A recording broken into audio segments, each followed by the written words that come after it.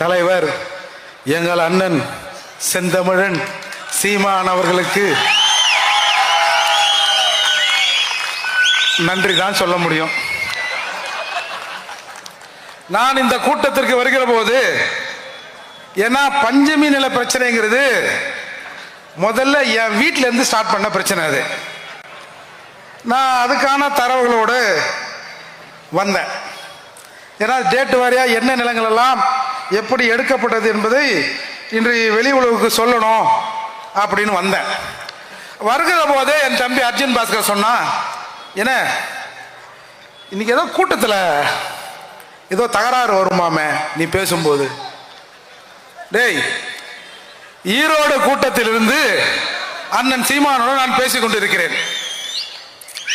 தமிழர்கள் அடங்காதவன் செந்தமிழன் சீமான்,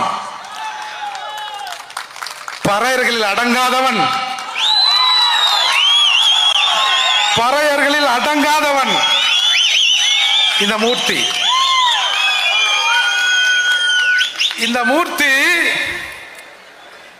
இன்று உயிரோடு இருக்கிறேன் என்று சொன்னால் என்னுடைய பாதுகாப்பை நானே உறுதி செய்து கொள்வேன். கூடுதலாக இன்னும் இந்த பறையர் சமூகத்தில் சில இளைஞர்கள் பறையர் இன உணவோடு இருக்கிறார்கள். அதனால தான் இந்த மூர்த்தி இன்னைக்கு உயிரோடு இருக்கிறேன். நான் இந்த போலீஸ் எல்லாம் நம்ப மாட்டேன். மேலவளவுக்கு அஞ்சலி செலுத்த போனேன்.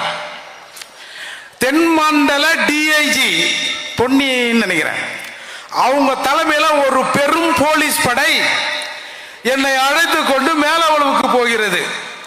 அதாவது எல்லாரும் ஒரு டைம்ல அஞ்சலி செலுத்துவாங்க. நான் முதலாக அஞ்சலி செலுத்த வேண்டும். அதிலே நான் ஒரு கோரிக்கை வைக்க வேண்டும் என்று நினைத்தேன். அது என்ன கோரிக்கை என்று சொன்னால், ஒரு சமூகத்திலே ஒருவர் இருக்கிறார்.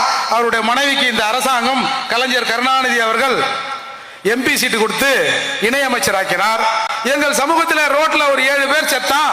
இவன் புருஷன் ரோட்ல தானே செத்தான், நீ சாலை பணியாளர் வேலை செய்யுமா அப்படின்னு ரோட்லயே நிக்க வச்சார் கருணாநிதி. இந்த உண்மை எனக்கு லேட்டா தெரிஞ்சது. நான் போனேன். அப்போ தென்மண்டல டிஐஜி தலைமையில என்னை அழைத்து கொண்டு ஒரு பெரும் படை போகுது.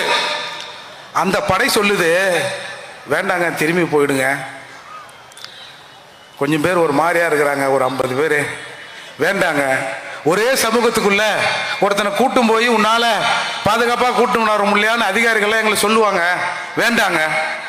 இல்லைங்க நான் போய் தாங்க தீருவேன், நான் பார்த்துக்கிறேங்க என் பாதுகாப்பை. இல்லைன்னு சொல்லி அப்புறம் நீங்க மீறி போனால் உன்னை கைது செய்து விடுவேன் அப்படின்னு சொன்னாங்க. சரி, அப்புறம் போனா அப்புறம் கூட வரவங்களாம் எத்தனை கல்யாண மண்டபத்தில் உட்கார வச்சு சோரகாரம் வாங்கி கொடுத்து திருப்பி எதுக்கு அரசாங்கம்